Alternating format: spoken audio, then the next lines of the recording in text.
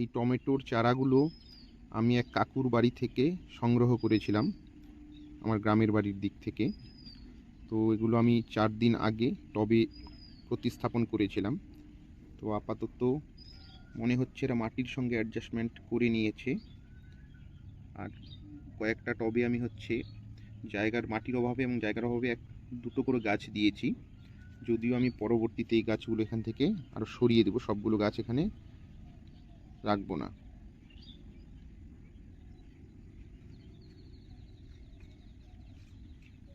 তেরোতম দিনে টমেটোর গাছগুলো এরকম অবস্থায় দাঁড়িয়েছে। দেখুন সুন্দরভাবে গ্রোথ নিয়েছে। দুটো করে চারা লাগানো আছে, প্রত্যেকটা চারাই কিন্তু দারুণভাবে গ্রোথ নিয়েছে।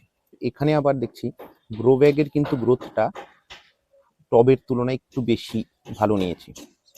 হয়তো এটা দুধটা বিভিন্ন ধরনের পাত্র হওয়ার জন্য এই গ্রোথের ডিফারেন্সটা হয়েছে। যদিও আমি টবে একটাই দিয়েছি চারা, এখানে কিন্তু দুটো করে দেওয়া আছে, কিন্তু এদের গ্রোথ কিন্তু টবের তুলনায় বেশি হয়েছে।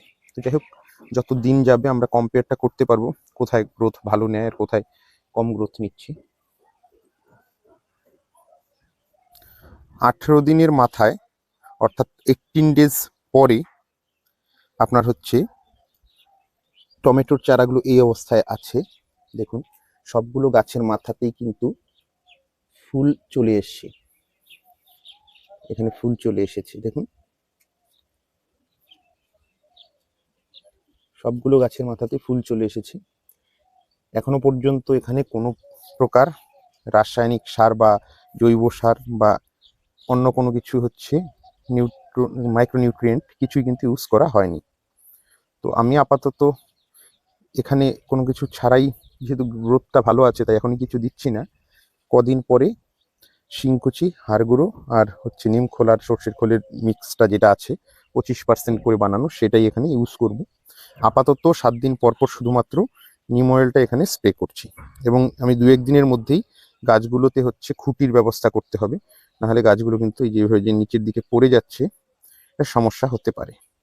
গ্রো ব্যাগের গ্রোথ কিন্তু ভালো, টবেরটাও গ্রোথ আপাতত ভালোই আছে। পরবর্তীতে কি হয় সেটা পরে বোঝা যাবে। 36 দিনের মাথায় টমেটোর চারাগুলো এই অবস্থায় দাঁড়িয়েছে। দেখুন গ্রোথ নিয়েছে খুব সুন্দরভাবে, গ্রো ব্যাগে আছে। তো এখানে দুটো করে চারা আছে। আমি প্রথমে ভেবেছিলাম এখান থেকে চারা একটা করে আমি তুলে আবার অন্য কোথাও শিফট করব, সেটার জন্য আমার জায়গারও অভাব আর বর্তমানে একটু কাজের চাপ বেশি থাকাতে সময়ের অভাব, তাই ওইটা করা হয়ে ওঠেনি। কিন্তু দেখুন একটা গাছ যেখানে আছে টবেরটায় গ্রোথ কিন্তু বেশি নিয়েছে, কারণ ও একা একা মাটিটা ভোগ করছে, সম্পূর্ণ খাবারগুলো খাচ্ছে। আর এখানে যেহেতু দুটো করে চারা আছে তাই গ্রোথ একটু কম ওর তুলনায়, টবেরটার তুলনায়। তো এখানে একটা জিনিস আপনাদের বলি, এখানে আপনার কদিন আগে আমি প্রত্যেকটা গাছের গোড়াতে কিন্তু আমি মিশ্র যে জৈব সারটা আছে 25% করে নিম খোল, 25% সর্ষের খোল, 25% আপনার শিংকুচি, 25% হাড়ের গুঁড়ো, এটা কিন্তু আমি গাছগুলোর নিচে আমি দিয়ে দিয়েছি। দেওয়ার পরে কি করেছি, এখানে কিন্তু আমি আর মাটি দিয়েছি, ফাঁকা রেখেছিলাম। আগের এই জায়গাগুলোতে কিন্তু অনেকটা জায়গা ফাঁকা ছিল, সেই জায়গাটাতে নতুন মাটি উনি কিছুটা দিয়ে দিয়েছি। এর কারণ কি, গাছগুলোতে দেখুন ফুল থেকে এখানে কিন্তু ফল সেট হওয়ার মতো হয়ে গেছে। এই দেখুন ফল সেট হচ্ছে, এখানে ফল সেট হচ্ছে, এখানে কিন্তু আপনার দেখুন ফল সেট হচ্ছে, ফল সেট হচ্ছে এখানে প্রত্যেকটা গাছে তাই হচ্ছে, ফল সেট হচ্ছে এখানে, এই ফুল থেকে ফল সেট হচ্ছে। এই সমস্ত কারণে এখানে কিন্তু আমি সারটা প্রয়োগ করেছি, যেটা আমার নিজের তৈরি মিশ্র জৈব সার। আর এটার পরিচর্যা বলতে ওই 7-8 দিন পর পর আপনার যেটা আপনার নিম অয়েলটা যখন অন্য গাছগুলোতে স্প্রে করছি এখানেও করে দিচ্ছি। এখানে সাব ফাঙ্গিসাইডটা মোটামুটি 10-12 দিন পর পর দিচ্ছি সাব ফাঙ্গিসাইড। মাঝখানে একবার অ্যাগ্রোমিন গোল্ড যেটা আপনার অনুখাদ্য আছে সেটা দিয়েছি। আর যখন আমি নিচে যখন মাটিটা যখন দিয়েছি এবং সারটা দিচ্ছিলাম, তখন এর সঙ্গে সিউইডের দানা, 10টা-12টা করে সিউইডের দানা ওই ইসের সঙ্গে কিন্তু মিশ্র জৈব সারের সঙ্গে দিয়ে দিয়েছি গাছগুলার নিচে। তো মোটামুটি সবগুলো গাছে গ্রোথ সুন্দর আছে, ফুলও এসেছে প্রচুর। এখন এগুলো থেকে ফল কনভার্ট হচ্ছে এবং কতদিন পরে ঠিক মতো সব ফল গুলো পরিপূর্ণতা পায় সেগুলোর ভিডিও কন্টিনিউ চলবে। 50 দিনের মাথায় টমেটো গাছগুলোর অবস্থা এরকম আছে। সবগুলো গাছেই প্রচুর ফল সেট হয়েছে। এই দেখুন এখানে প্রচুর টমেটো ধরেছে এই গাছটাতে।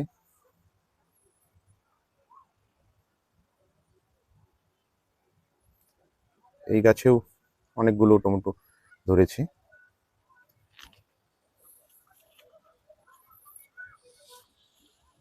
এই জায়গাটাতে দেখুন এখানে প্রচুর টমেটো সেট হয়েছে।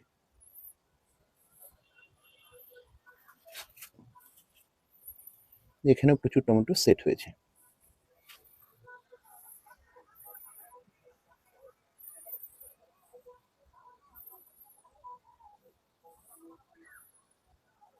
সত্তর দিনের মাথায় টমেটো গাছগুলো কি অবস্থায় আছে তার একটা আপডেট আজকে আপনাদের দিচ্ছি।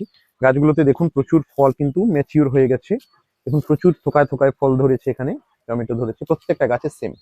এগুলো কদিনের মধ্যে কিন্তু পেকে যাবে। এই গাছগুলোর থেকে এখান থেকে আমি কদিনের মধ্যে হারভেস্ট করবো। এগুলোকে হারভেস্ট করে এগুলোকে আমি রোদের মধ্যে রেখে দিয়ে তারপরে সেগুলোকে যে খড় হয় বা ধানের যে পোয়াল হয় তার মধ্যে কিন্তু আমি একটু জাকিয়ে রাখবো, যেন এই গাছগুলো ফলগুলো তাড়াতাড়ি পাকে। ৭৮ দিন পরে অর্থাৎ 78 ডেজ লেটার দেখুন টমেটো গাছগুলো এই অবস্থায় আছে। এখানে কদিন আগে আমি কিন্তু অন্য সাইড থেকে গাছগুলোকে রোদ পায় ওই এমন জায়গাতে রেখে দিয়েছি, এবং গাছেই যেন হচ্ছে ফলগুলো পেকে যায় তার জন্য গাছের দেখুন আমি পাতা কিন্তু বড় পাতা সব কেটে দিয়েছিলাম। এখানে দেখুন কি সুন্দরভাবে এখানে কিন্তু টমেটোগুলো এখানে রং ধরে গেছে। গাছেই দেখুন কি সুন্দর লাল রঙের হয়েছে। এই দিকেও দেখুন এখানেও কিন্তু লাল রঙের হয়েছে, পেছনেও আছে। এর মূল কারণ কি? এর মূল কারণ হচ্ছে গাছে পর্যাপ্ত রোদ লাগতে হবে, এবং হচ্ছে যেন গাছটা এমন জায়গায় রাখতে হবে দিনের অধিকাংশ সময় রোদ পায়, তাহলে গাছেই কিন্তু কোনো প্রকার কেমিক্যাল ছাড়াই কিন্তু টমেটোগুলো পাকবে। তো এই মুহূর্তে আমি যে দেখাচ্ছি এগুলো অধিকাংশ টমেটো এখান থেকে কিন্তু হারভেস্ট করার উপযোগী হয়ে গেছে। অর্থাৎ 78 গাছগুলো লাগানোর পরে 78 ডেজ পরে কিন্তু এখানে সুন্দরভাবে দেখুন টমেটোগুলো গাছেই কিন্তু এখানে পেকে গেছে। তো এর মূল কারণ রোদের জন্য এটা সম্ভব হয়েছে। অর্থাৎ আমরা 70 থেকে 80 দিনের মাথাতে কিন্তু টমেটো আমরা হারভেস্ট করে খেতে পারি।